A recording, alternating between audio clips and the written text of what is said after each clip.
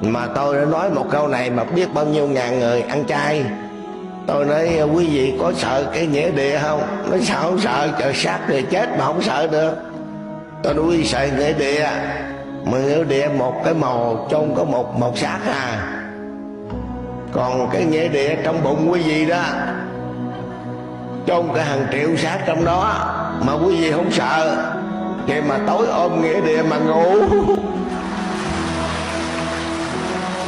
Trời ơi, nghe hòa thượng vậy tôi cả đời còn không dám ăn chúng sanh nữa. Mà phải thiệt vậy. Nghĩa địa con người là chỉ chôn xác thân con người thôi, còn nghĩa địa trong bụng quý vị là chôn đủ thứ. Vậy mà làm sao không bệnh hoạn, không đau ốm? Quý vị nghe nói ngán không? Ngán quá.